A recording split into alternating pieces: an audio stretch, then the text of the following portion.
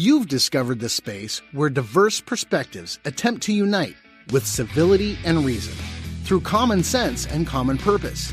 Join us as we attempt to rise above the polarization and bridge the divides through thoughtful and respectful dialogue as we discuss today's pressing American political issues. Welcome to the Voices of Reason podcast.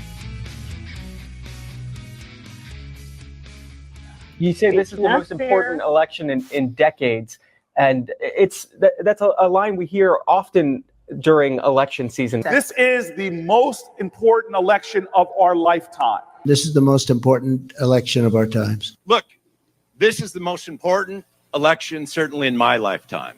This is the most important election in our lifetimes. This November's elections are more important than any I can remember in my lifetime, and that includes when I was on the ballot. This is the most important election of all our lifetimes. And I suppose every time there was an election, politicians said this is the most important election we've ever had. Politicians say every time, this is the most important election. This one's really that important. The 2018 election was the most important election of our lives, but the real election is the next one. This is the most important election of our lifetime. This will be maybe the most important election that our country's ever had. When you run for president, you always come and tell big crowds like this is the most important election, don't you? You hear that. And we can't let them change the most important election in our lifetimes. You shared that you think this is the most important election of your lifetime. I certainly think it's the most important election of my lifetime. Just 39 days left in the most important election in our lifetimes. There are just 14 days. Are 11 days out. 9 days. There are just 8 days left. There are only now 7 days left. Okay. I think we understand. I think we get the point. Hello, everyone. Welcome back to episode 2 of the Voices of Reason podcast.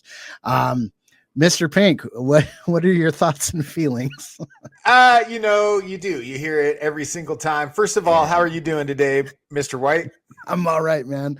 I every year I'm like, we're going to hear it again. Here we go. Yeah. And it never fails. It is always the most important election of our lifetimes.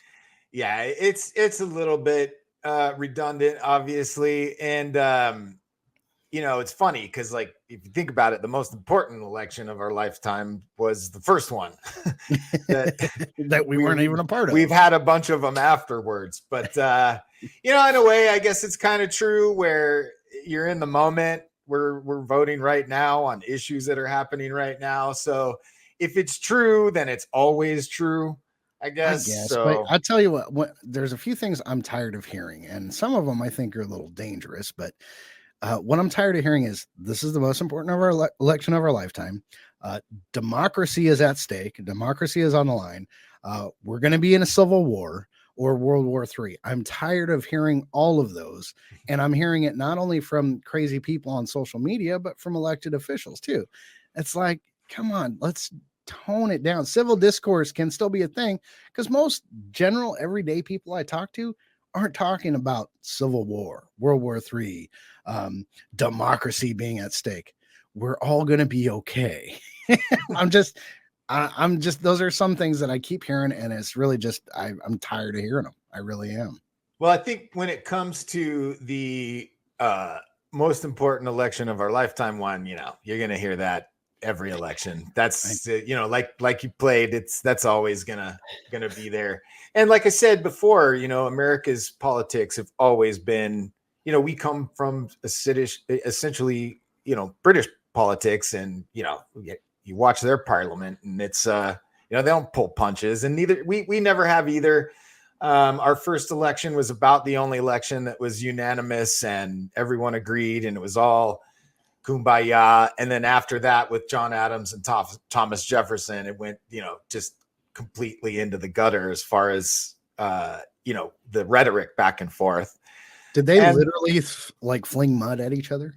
I don't know about literally, but Jefferson and John Adams' wife, Abigail, would correspond because she was a real big intellectual as well. And Adams and him wrote back and forth and were just total friends, over for dinner all the time, that kind of stuff. And then, when Thomas Jefferson was John Adams' sitting vice president, decided to run against him, it got really nasty in like the news articles at the time and stuff. Like I said in the previous one, hopefully I get this quote correct, but Thomas Jefferson had somebody write about Adams that he is a gelatinous, hermaphroditical type of a man or type of a character with neither the backbone of a man or the good sense of a woman. And it's like, bro, back then, that's them's fighting words. Pretty brutal. Yeah, I totally agree with you with the end of the democracy thing, because it's so utterly ridiculous. And we can get into this later, but it just seems like it's a dodge and parry kind of thing, because at the same time politics is destroying our democracy, you're saying it's the end of the democracy. Well, yeah, you're doing it. Yeah. So, and then the Civil War stuff, I think some of the shows I watch talk about this a lot, but it's usually from a historical perspective. So like, if you look at World War II, it really started in the early 1930s, with all the things that led up to that would make the war possible began years and years before. And I think that kind of talk is just a concern that people who kind of follow history and stuff are looking at the rhetoric, looking at assassination attempts, all the stuff you mentioned too in the beginning. It's like, yeah. And, this is how things start, and empires don't last forever. And they're usually torn apart from the inside. So, I can understand that talk a little bit more than some of the other stuff. Well, no, and I definitely think it's something that we need to pay attention to make sure that, that our society doesn't go down that toilet, But I think that especially social media definitely heightens all the rhetoric, and I think a lot of people forget about the bots and the deep fakes that, yes, China, Russia, and here in America, people that are just trying to stir shit up that aren't even real accounts that are creating these posts that people are just cling on to, like, yep, that's my tribe. That's what I'm going with, and it's kind of freaky. I think it's beyond the left-leaning media, which most of the media, mainstream media is, but there's some right-wing media out there too. But it goes even beyond their rhetoric, because like we talked about last time, the algorithms will keep feeding you whatever you're clicking on, Yeah, it's such a great point. I think we're in a new era, with all the access to instant responding to things. We were just talking about Jefferson and Adams. Well, at least you had to write a letter and sit there and think about what you're going to say. And now it's just like, boom, oh yeah, boom, back at you. And oh yeah. And then not only on top of that, you have the algorithm sending you affirmation of your bias constantly. And the more interaction off of that one post with the back and forth, the more it's going to be putting it front and center. I mean, that's how these companies get paid, is the people being involved in it and responding. The interaction. Yeah. If you all agree, what's to interact with? Right. Yeah. So they get paid for division. Like literally they're getting paid per division. But let's switch gears, man. So you brought it up and I had to do a little digging. Well, I didn't have to do that much digging, but I watched a little bit of the Paris thing, but apparently I missed quite the opening ceremony. Oh man. I didn't watch the whole thing either, because I don't watch the Olympics. I don't think it's care about the Olympics. Most people are really big into it this year, but a gigantic waste of money for any town it comes to. It's basically like, here, take a bunch of debt. Well, I mean, I think the games are good to have. The healthy competition worldwide, I think, is cool. And obviously if you like track, you're going to watch track, but you're not going to watch the swimming. Or if you like the pole vaulting, you're going to watch that, but you're not going to watch whatever, and I think it's cool. But it sounds like Paris. I don't know. They were trying to be artsy fartsy, and I don't know what they were trying to do. Well, they picked a direction and went with it. That's for sure. So there was a few different odd moments. The first was like some person that looked like a torchbearer had like almost looked like Assassin's Creed style outfit overlooking the city. Did you see that? Mm-mm. That was one of the torchbearers, like was anonymous, but it was like is this the one riding the pale horse of death? I didn't see the horse, but I saw the dude standing on top of a building that it could have been a woman. I don't know. I don't want to misidentify, but so there was that. And then there was this whole Marie Antoinette getting beheaded like production, which is a French historical, Yes. Yeah. And then there was multiple Marie Antoinettes and they're all holding in their heads. It was really strange. And then, of course, the Last Supper, which they're saying, well, no, that's not what it was, but it sure as heck looked like it to me. Right. But you had, drag queens. Well, and they even had the mock halo in the right place and stuff. So it's like, oh, how is it not? I'm sorry, but like, if you want to make friends with the community and stuff, probably one thing you shouldn't do is slap them in the face and make a mockery of something that's sacred, it's just so unnecessary. Well, and they would do that same thing with anything Muslim or maybe Jewish, I don't know, but other religions I don't think they would do that with. I mean it's maybe it wasn't meant to be a total mockery, but somebody should have said, what are we doing here? How might this be seen worldwide, you know? Yeah.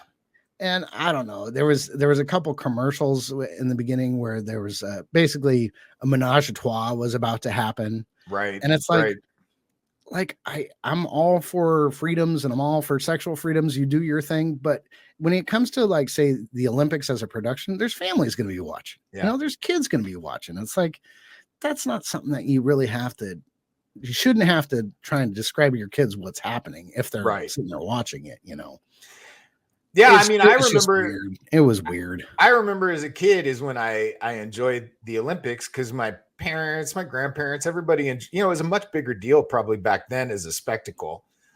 Maybe not as far as we have a much bigger population, so I'm sure more people watch them. There's more access and all that, but it was a deal. It was a big deal. Everybody looked forward to it. I remember I thought the Summer Olympics I found more interesting than the Winter Olympics for whatever reason. I don't know. I just remember I thought about it a lot more back then than I do now.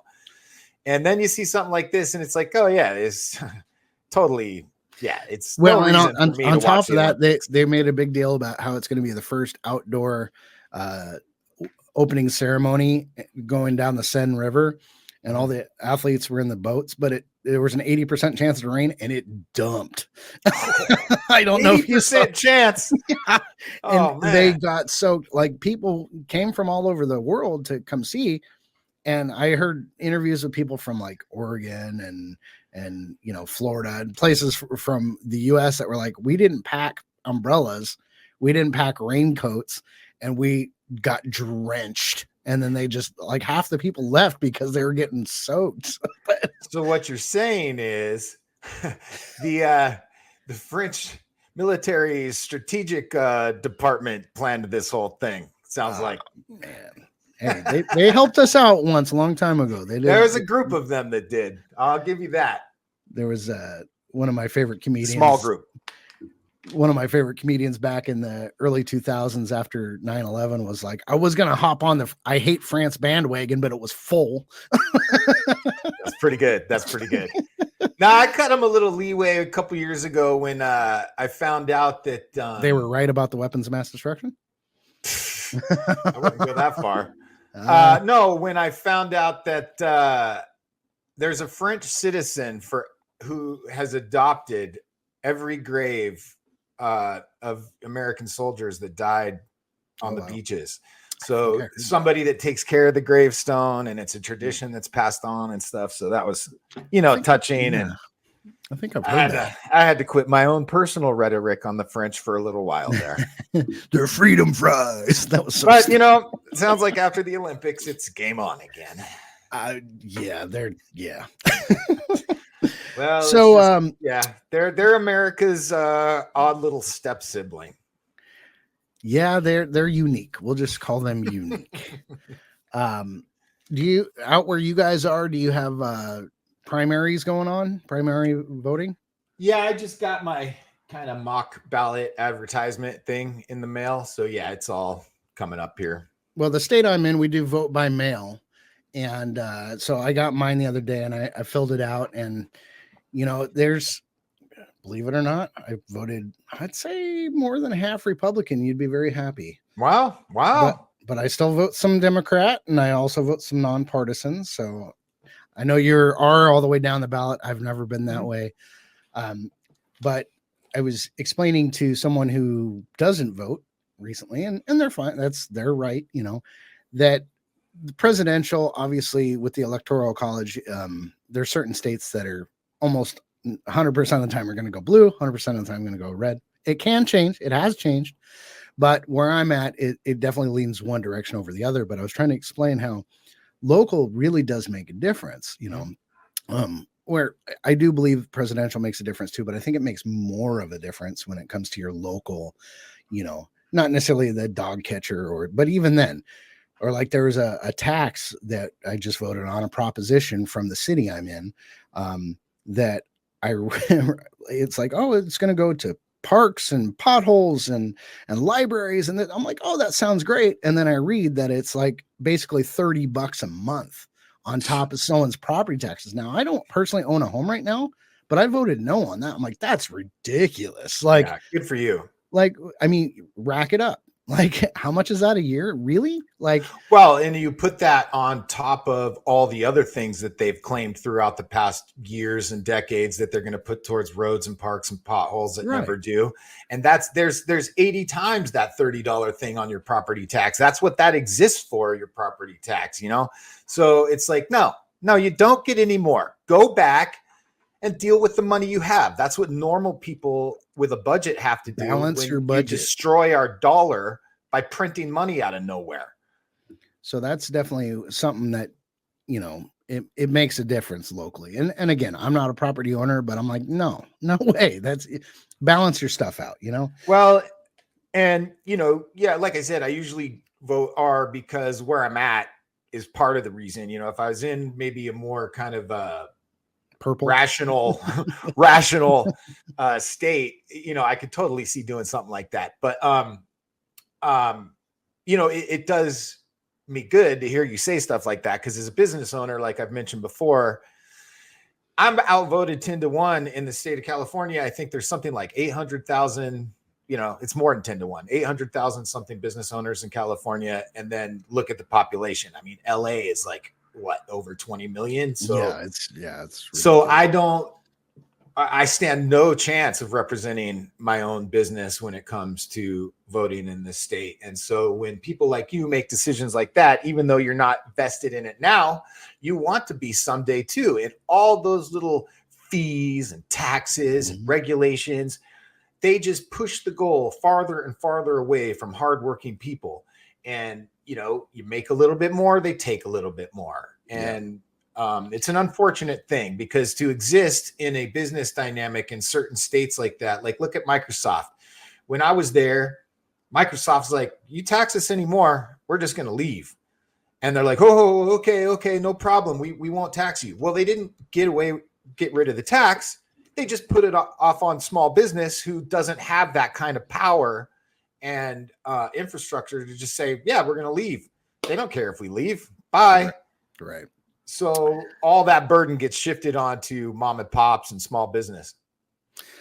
So going to the local ballot itself, now when it comes, like we talked last time, that if I'm not sure who either candidate is, sometimes I'll base it just on their statement alone. If I've got no other information, if it's just like a local representative or like this one was insurance commissioner or, just like commissioner of public lands. It's like, I don't know who these people are. So if I read your statement and it's chock full of spelling errors, I'm voting for the other person. I'm just, if you don't take the time to run your stuff through spell checker, which is on every every bit of software has it now. Grammarly. So there's no excuse for it. But like, there's these two that I was reading back and forth, and I'm like, oh, I don't know. You know, they both sound okay. But this guy's statement, let me just read the first like 2 sentences. This isn't a game nor a joke. The gamblers on Wall Street, the Federal Reserve Bank, the Republicans and Democrats have been blowing smoke up your ass for a long time now. You've been hosed. I'm like, okay, I'm listening. And then he's definitely got the hook down. Yeah. But he was just like, what are you going to do? Yeah. Like, he was straight up, you know, he's like talking about how the deficit is ridiculous and special interests and this and that. I'm like, you know what?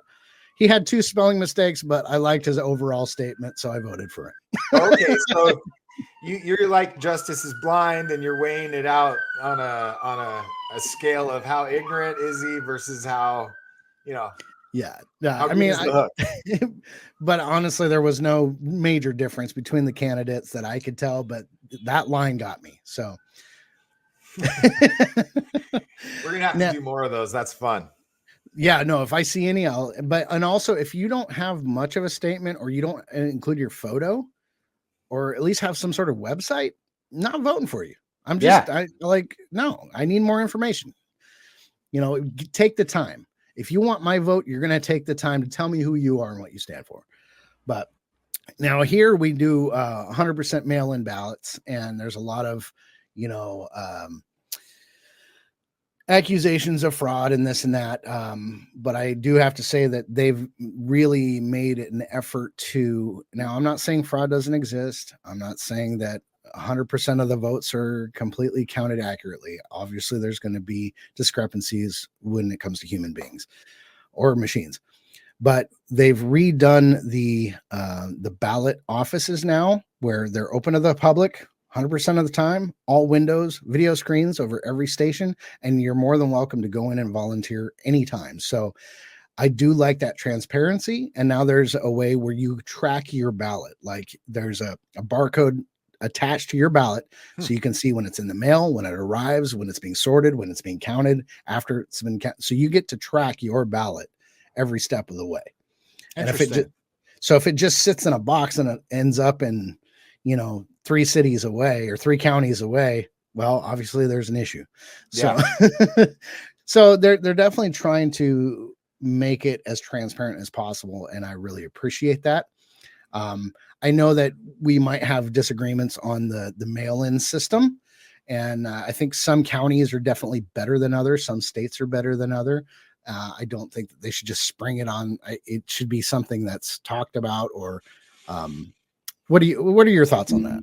Well, I don't have a problem with the mail-in ballot system as it existed prior to the 2020 election. I mean, I think what a lot of people have a problem with when they say things like it was rigged and it was set up is, you know, all of a sudden it's like going to be just because of COVID, we're going to go ahead and change how the voting is done. We're just going to blanket carpet bomb the United States with ballots, and we'll just come in and we'll figure it all out somehow. And somehow we'll figure out if you're able to vote, even though you don't have to show ID when you do even go to a polling station. So many problems with that particular election. And like you said, always fraud and stuff to a certain degree in all elections.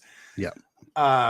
But yeah, I don't have a problem with the mail-in ballot because I always used it when I lived in that same state. And part of the reason was I was a business owner. I was gone 14 hours a day. I had clients that took off work that I had scheduled out 2 weeks previously. You know what I mean? I can't just go do it. Right. And other jobs, the job I have now, go take 4 hours and vote. You know, Right. You know, it's great. That's wonderful. But when you're a small business owner, you don't have that luxury. So I would come home, have my mail-in ballot with all the information, you know, that they provide you. And I would sit there in my office with, like I said, a beer and a cigar, and I'd go through everything. And that's how I do it. But I had petitioned for that vote. So they knew who I was. I had to fill out everything, and it had to come to my address, addressed to me. Right. And so, you know, as that exists, I have absolutely no problem with it. And like I said, I took advantage of it. And I think it's necessary for people that work a lot. or elderly folks that can't necessarily, Absolutely. which are a huge part of the voting block, you know? Yeah. Or dead folks if you're a Democrat. I need a rim shot sound effect here. We do. I don't have that one. Ooh. No, that ain't right. China. No, that ain't right. No, that ain't right. I'll figure What are you it going out. to do? We'll find something. But yeah, no, I like it. It's just, I don't think you should carpet bomb the entire United States and just mail out ballots. And part of the reason for that too is when we did live in Seattle, which is largely Democrat for the last few decades. My wife at the time was a registered Democrat and I was a registered Republican. And every single voting year, she would get 2 ballots and I would get 1 every year. And so it's just like, yeah, you know, I think it works fine, but it can't be done blindly because anything can happen. I mean, they found, you know, dumpsters with ballots in them right here. My 7-Eleven, they caught a guy with illegal boxes of illegal ballots in his car. And that's where I think the tracking is better. And honestly, I think some states have it more figured out than others. And you're right. They shouldn't just, oh, well, this year everyone's getting that. Yeah, no, that doesn't work out either. Well, and I'll be interested to see like what that technology looks like, you know, how are they tracking it? You know, that'd be interesting. I've been challenged legit system. I've been challenged on that before. And I'm like, look, you can go down and volunteer. Well, I don't want to do that. Like, go see for yourself. Like, if you're really that concerned about it, go be a part of it.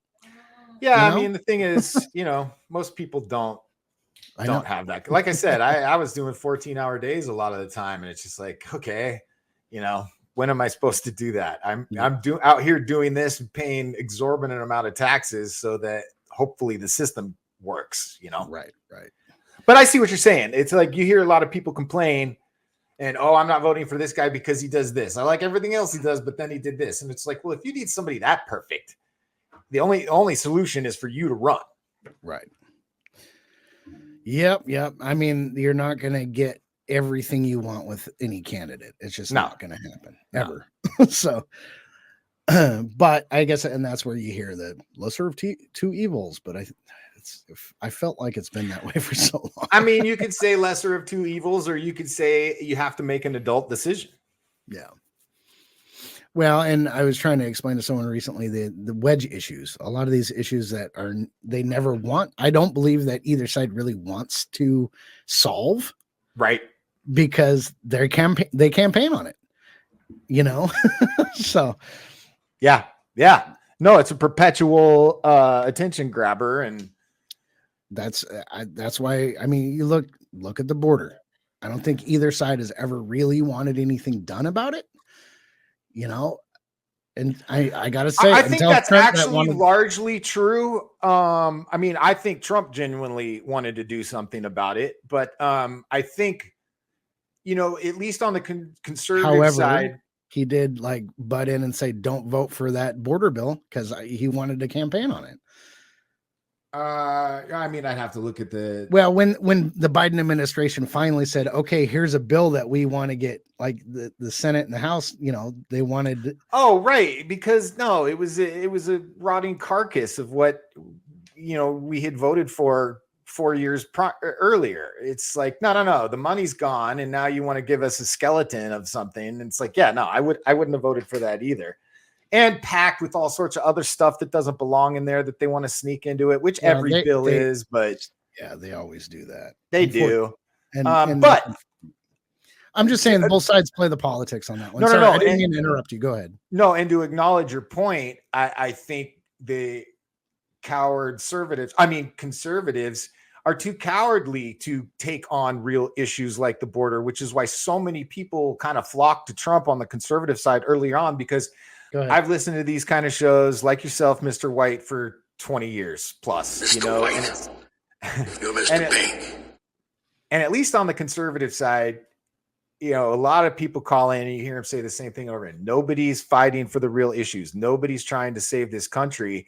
Nobody's trying to bring manufacturing back. Nobody's trying to instigate business to flourish, you know? And so I 100% agree with you that on both sides, at least from my perspective, the conservative side is they're not going to take those big issues, because if somebody says something bad about them in the media, well, that's all they can do is defend themselves for the next 6 months, and it's just, they don't know what they're doing and how to market their ideas in a strong, compelling way. Well, let's, I probably say this too much, but let's switch gears. The last time we talked was the day that Biden came out and said he was going to drop out of the race. That's right. And since then, go back out and check out our last podcast if you're interested. We're on YouTube, Podbean, iTunes, Spotify. Not Spotify yet, but most of the places where you get podcasts, you can find us. Yeah, Podbean is our home base, but we're on Google Podcasts and I think Amazon Podcast. Wherever you get your podcasts, you can find us. Just look us up, Voices of Reason Podcast, YouTube, whatever works for you. We're trying to get on more. We'll get on more as soon as we're able. But after Biden dropped out, I mean, I think we all knew that it was just, they were just going to christen Kamala, as the chosen one. But I thought it was quite kind of interesting that, we were talking about earlier about how democracy is on the line, right? That's the rhetoric we keep hearing. Well, isn't the democratic process of, people get to vote or figure out who they want to run, where it was just an automatic DNC, here you go, here she is. Yeah, I mean, you basically stole my thunder, because that's sorry. I was going to talk about. No, yeah, it's so great because it's such a great point. This could be the end of democracy. We're fighting for our democracy. By the way, here's your new leader, and and yeah, I mean, of course, people are upset. It's like there's a process that we've had for 248 years, and for a party that calls himself Democratic and wanted to be called the Democratic Party at one point. It's right there in the name. Well, okay, fair enough. But it's like, what does that mean if it's just a word? Right. And like I've said before, I can't usually vote Democrat because there's nothing democratic about the Democrat Party. Bernie should have won that primary. And they're like, oh, that's nice, children. Here's Hillary, super delegate. How many times have I watched a complete decision by that party be taken away by the elites in that party and say, no, sorry, we don't like him, super delegate. We're going with this person. I guess, and I've heard within the left leaning side of things that, you hear big D Democrat and then also little d Democrat. Mm-hmm. The big D is the machine of the DNC, Mm-hmm. which is obviously big money. And there's big money behind the RNC as well, but their tent seems to be shaped a little bit differently. Mm-hmm. But there's a divide in there too, between MAGA and GOP. Mm-hmm. But Absolutely. as far as Kamala goes, and I'm not disparaging her as a person or her career. I honestly, like most of America, don't know that much about her, and I think that therein lies the problem, is that we don't know that much about her, because like most vice presidents, you don't really hear much about what the vice president is doing. I guess she was supposed to be the border czar, kind of dropped the ball on that one. As far as being the media is coming out and saying now, elements in the media that she was never really the border czar. That's the new thing.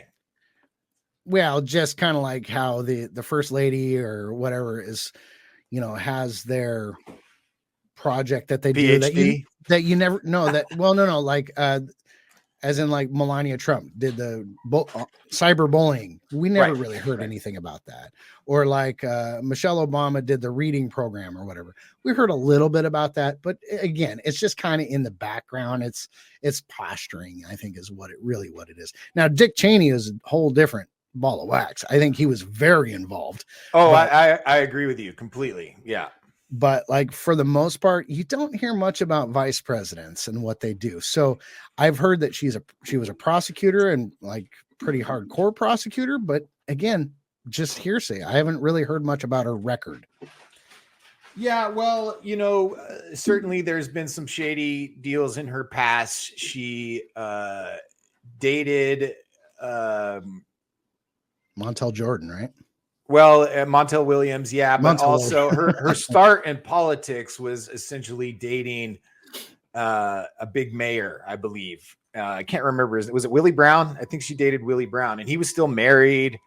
And he put her on the board of all these big things, like making 125,000, or it was like 400,000 a year to meet 11 times a year on some board. And that pissed a bunch of people off in the community that he had worked with, because those are like elite positions. But she was she already a prosecutor at this point, though? I believe so. I believe so. She was already established in the legal system, like as I think that's how they would probably even come to meet or something, but not necessarily politics in these cushy positions. Right. I mean, she was very young. Yeah, and, I mean, I'm not going to take too much stock in that, honestly, because all I'd say about it is it looks to a lot of people like it's political gamesmanship. You know, I mean, it's opportunist, really. Cronyism. Well, opportunist. Yeah. So I don't know if it's true, but I thought I had read somewhere that the Trump campaign was considering suing the Biden campaign for switching it up. Like they're claiming that they had it all planned out, you know, to have Biden drop right after the RNC convention, because now you have all this momentum of they're going against Biden. Like that's the whole thing is you had 4 years of this. This is what we're going after. His policies, we're going after Biden. And then all of a sudden Biden's like, I'm out. And they're like, Kamala, you know, like, I mean, I don't think it's that so much as, you know, throwing off the pitcher, really. You know, I mean, I think the Trump thing is going to do what it's going to roll over anybody that gets in its way. So you can see them already going after switching to Kamala. But look, all politics is gamemanship, right? So, and of course there's teams and there's lawyers and there's all these people planning things behind the scenes. It's like a giant movie production. And of course there's all this strategizing going on. So, I mean, of course, I mean, I would put that out there. It is a weird chain of events, you know. It's I feel very bad for odd. the little shops that popped up with the Let's Go Brandon. Like all that merchandise, it has to be sent to kids in Africa now. Not only that, think about the poor guy that's been, you know, printing pre-filled out Biden ballots this whole time. Allegedly. Allegedly. So I'm curious how it's going to play out. Obviously, she's the person now. It's going to be Kamala and Trump, whoever she picks as a running mate. I do believe that one of the biggest groups that went for Biden and also went for Trump prior was the suburban women. And you hear about the different groups that might go, the swing voters, you know, like the black vote and the Latino vote, where I'm seeing a lot of different polls that showed that most of them went, they were anti-Hillary, went Trump, and then they went to Biden, and now they're kind of in between. So I'm curious which way that group of voters, that block of voters, is going to go this next time. So it's been interesting because a lot of stuff I've been following is kind of like these podcasts, I guess you'd call them, or shows where a lot of times it's just a couple talking about how their politics have changed, and specifically Black American couples. And you've got channels like LFR Family. He's a Black American on YouTube. And just he comes out and articulates how he has changed and why he's voting for Trump. And I'm just starting to see more and more of it. And you're starting to see more and more of them becoming an influence in that community. And then the other day you had Black Lives Matter come out, absolute backlash against the installation of Kamala Harris for exactly the reasons you pointed out a bit ago, Mikey. It's the dictatorial hypocrisy. End of democracy. I want my democracy now. Here's your new leader. Let's go back to talking about democracy. And, you know, a couple weeks ago, the founder of the Black Panthers Party came out and supported Donald Trump and had some really kind of historical things to say about him. And, So for me, watching that is going to be very interesting because for me, the Black American vote, it's the home of the Republican Party. The Republican Party was created as an abolitionist party. In, I believe, 1865, it was made up of 75 to 77% freed Black slaves. So, things changed a little bit off and on, but there's a lot of mythology about that that's not correct as well. So I think it's going to be very interesting because Trump captured more of the Black American vote than conservatives have gotten in decades. So it's going to be interesting because I think he's, he looks more presidential this time around, obviously. And I mean, I'm just going to say it. He's shot in the face and golfing the next day. The dude's gangster. Well, he's also old. Yes, this is very true. But I mean, come on. Who goes up there and talks for 4 hours every day? Well, but I'm sure you've noticed that he's slowing down a little bit and he kind of drones off every once in a while too. Not as bad as Biden did. But I mean, I'm just saying he's not as spunky as he was 4 years ago, in my opinion. I saw a little bit of something like that at the RNC, but to me, it looked more like resolve. Well, if he would have stopped talking 20 minutes after he started, I think he would have a lot more people. Well, I mean, for you, right? But I think both of those conventions are going to have red meat for their voter base and stuff. And a lot of people like how plain spoken he is and how he does have kind of this train of thought kind of presentation. It doesn't look plastic. It doesn't look premeditated, and you can say a lot of things about the guy, but a lot of this shit is just off the top of his head and it's a fucking breath of fresh air. Except for sometimes it's just a little. Yeah, but that's a human being. Nobody says anything. I know, perfectly. but beautiful Gettysburg, I don't know. Well, I mean, he's probably talking about the address. I mean, what Obama thought there was 57 states at some point. So, I mean, of course he didn't think that. What I'm saying is people that speak in public all the time tend to misspeak because you're a human being. Sure. They usually can find the exit though. So what I'm curious though is because obviously the RNC was to fire up the base, the convention, and especially the young white male.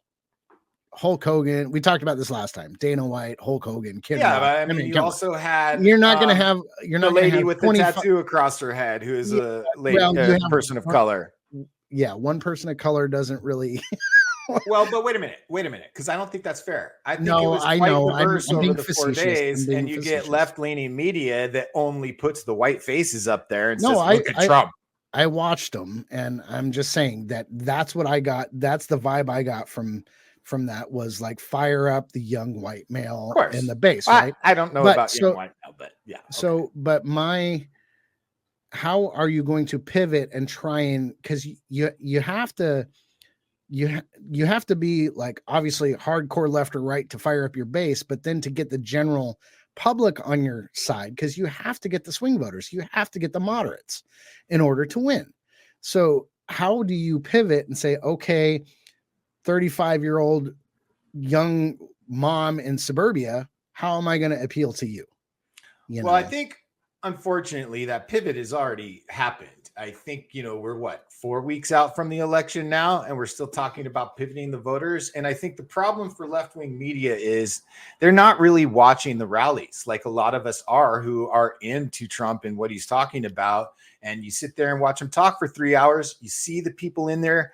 I mean, these are all day things, right? Trump will come out and speak for 3 hours. But if you're watching, new media, what you see is all day long interviews of people at these rallies. And you see everybody. Yeah, the big media outlets only show you certain kind of things. But I challenge anybody, and you included, Mr. White, to watch some of these at least before the rally comes on and see who they're interviewing, who is talking about it. And I think you'd be surprised. I think they're not thinking about charging up the white male voter because they're not really thinking about that in general. They're thinking about how do we fix the economy right now? How do we go back to what energy I'm saying is being appeal. affordable? You still have to appeal. No, but what I'm saying is I think average Americans that, you know, you can placate to people, but people are smarter than you think. And if you actually talk about the policies and say, here's what I'm going to do to try to fix this, I'm going to punish companies that leave this country and I'm going to entice countries back into it. People understand that. And a lot of these people at the rallies are just intelligent people looking to keep more of their own money. And, you know, like I said, I would just challenge anybody to watch some of it. I've seen many of them now where you have a young person of color going into the rally and they're like, well, we're going to see what happens. You know, it's supposed to be this viral please thing. Don't misunderstand. I'm not saying that welcomed with people of open color arms. that are into Trump, because they're absolutely. Well, I'm saying the Democratic Party is losing their Black American base, and I think it's a big problem. I guess that's where I'd leave that. I don't think they have to pivot. I think that's already happened. It used to be that the Democratic tent was very small. Like they wouldn't let, you know, it was very limited, where the Republican tent was so big that you would get, you know, staunch conservatives, but then you'd also get the hardcore, you know, far righters as well, you know, the neocons and all that. But now it seems like you have the GOP, and then you have the mega Republicans, and then in the Democrats you have the hardcore wacky liberals, and then big money Democrats. And it's like they're I don't know. Well, you know, you could say, so I've voted conservative my whole life. So I hear people talk about the big shift, and that, you know, I don't see that. You know, I've never really seen the parties change that much in my lifetime. I just see more people realizing that what they've been told about the Republican Party is not what it actually is. And, you know, that's largely because, like we've talked about before, you have 10 media platforms that veer off to the left, and maybe one mainstream media platform. This is in the past, right? Past few decades. Now with new media, it's a shotgun blast of everything, which is great. I think that's great because, but it's so hard to find, like, what do you believe anymore? Well, it's so look, if hard you're not smart enough to delineate and pick and choose what you think is horseshit and what is not, then you're going to believe anything anyways. I mean, you still believe Elvis exists. That's like 12% of the population. So who cares about you anyway? What do you mean? What are you talking about? I just saw him last week. Yeah, on Skinwalker Ranch. No, I'm just saying, of course, you can't placate to every crazy nut job out there. This is why I can't stand the Libertarian Party. It's like, no, dude, you have to have responsible ideas if you're going to get to the top. And that's why there's a two-party system. You're able to vet someone that way, and then the majority of the people are served better that way. If you have 8 different little tribe parties, right, like you do in Europe, and one of those little 8 parties win, only an eighth of the country gets to benefit from them winning. If you have a two-party system, they have to compete and they have to trade, right? Checks and balances, and the majority of the party gets served when you have that battle and that vetting system between. Now, here's the thing. We didn't always have the Republican Party, right? We had the Whigs. So, okay, if you don't like the way that party is, change the party. Change the culture. And the Tea Party tried to do that. The Tea Party wing, you know, and well, and I think Donald Trump is actually kind of the late term result of that. You know, that's still those people that were first into this guy in the beginning. Everybody else has come along, great. But I mean, I would say it was largely those Tea Party thinkers that kind of steered into this Trump dynamic. Well, we're getting kind of short on time here. We want to try and keep it about an hour, but I think what's that? Pithy. I just say that because Bill O'Reilly was always like, keep it pithy. Sure. Like, well, quick. No, I really. We got to set up another episode because I really want to dig into. I want to deep dive into Kamala, JD Vance, and Trump, and hopefully by next week maybe Kamala will have a running mate and we can dig into that person too. I really want to. I just kind of want to like dive into their backgrounds, where they're coming from, and what we think is going to happen next. Any thoughts on who the VP of the Democratic Party might be, Mr. White? maybe it should be Bernie so he can go after the billionaires. It used to be millionaires and billionaires, and then someone said, Bernie, you're a millionaire. So now That's it's not going to happen. billionaires. That's good. That's not going to happen because they've painted themselves into a corner with the old white man syndrome. Well, I think if we really follow these words of wisdom from Kamala, I think it's very important, as you have heard from so many incredible leaders, for us at every moment in time, and certainly this one, to see the moment in time in which we exist and are present, and to be able to contextualize it, to understand where we exist in the history and in the moment as it relates not only to the past, but the future. I mean, I could not have said it better. I really, No, I literally. Yeah. Yeah. And I'm not slamming one. It's her own words. That's all I gotta say. Well, it's going to be a problem the way she talks, right? Because Trump is like an untamed dog when it comes to politics, and it's just going to be an attack on all those little inconsistencies and stuff. And it's like, but also everything she says is so vacant. Well, don't forget she was a prosecutor too, so she can, if she's prepared, she can. That's a good point. That's a good point. She'll have to. I mean, it's been a while since she has been, so she's going to have to like dig back down and be like, I'm really curious to see the first debate, and if he's like, well, it needs to be on Fox, I think she should say anywhere, anytime. Let's do it. Absolutely, absolutely. I mean, first of all, she's kind of the underdog at this point, you know. So it's like you would have to say that. You have to be that. Yeah. But I there's definitely a couple of sound clips that I want to play when we talk about Trump and Vance as well. So, but we'll cross that bridge next episode, right? You good with that? Sounds good. Yeah, absolutely. Let's see here. Okay, look, you two. We need something good. Good news, some animals, some people helping people. Something. Give us some good news. So again, this is we like to end each episode with some good news because there are good people out there doing good things, and we need to remind ourselves and everybody else of that sometimes. I got this from the Good News Network again, which is, by the way, there's some really cool stories on there. Go check it out. goodnewsnetwork.org. It's USA as well as worldwide. The U.S. Marshal Service, this is back from July 4th or 5th. The U.S. Marshal Service, in collaboration with various federal, state, and local agencies, conducted a 6-week operation called Operation We Will Find You 2. From May 20th to June 24th, it focused on locating missing children. The operation successfully identified 200 critically missing children, recovering 123 from dangerous situations involving trafficking and captivity, as well as exploitation. Additionally, 77 children were found in safe environments, mainly runaways.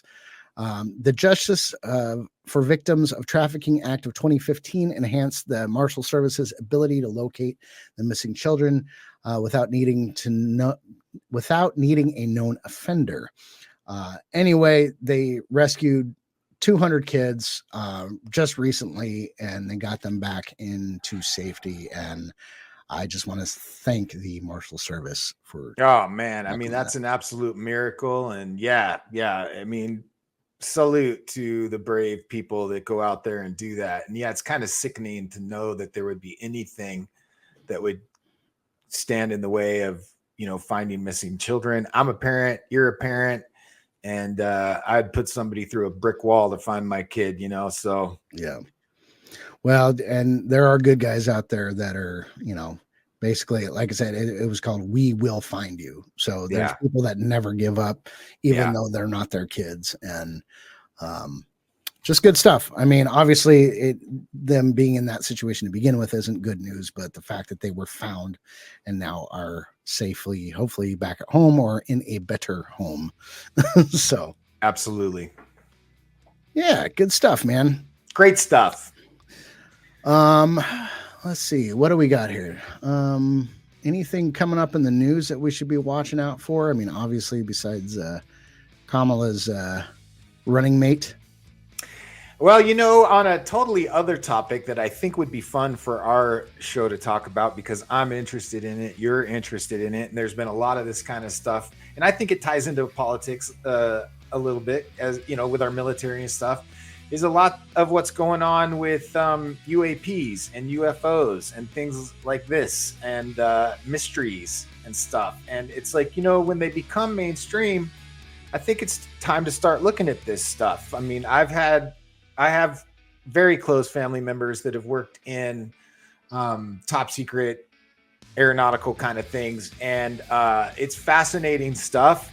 And it's interesting to speculate, since we as free Americans don't get to know anything. Right.